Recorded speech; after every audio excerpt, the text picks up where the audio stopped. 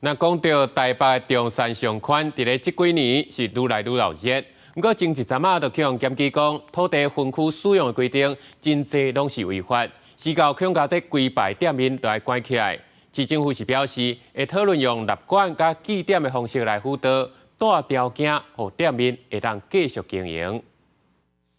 这间创伫台北市赤峰街巷仔2楼的北风社咖啡厅，因为土地分区的问题，面对需要得到楼卡住户的同意，若无就爱搬走的困境。最近包含赤峰街、南西心、中山商圈形成特色小店的聚落，但是因为真侪是第4种主体区或者是上山地，近期足侪店家互检举，无符合餐饮、线卖等等的商业使用，爱连接8米以上道路的规定。店家他其实也处在这个违法的一个陷阱里面，只是他没有被检举到。那如果在这一次没有参与联署，那未来也没有办法进入到列管评点制的一个保护伞里面。他们各自就在这里，希望找到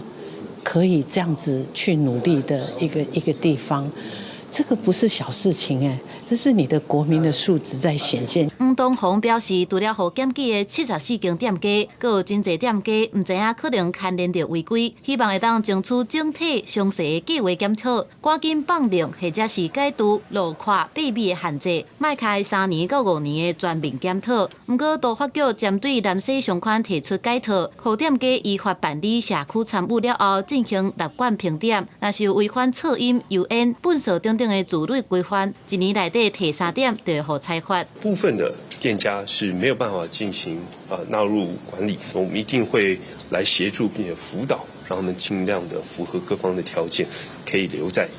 中山商圈。也拿北风社的问题，都发局检管科表示，有原来按照法规处理，不过会提供协助。亲像南西商圈这款的主体区商圈化的，佮有东区、五分埔，伫台北市大约有20外个。协会希望会当照南西商圈的案例来带头，互市府通较全面来面对商圈发展的议题。记者综合报道。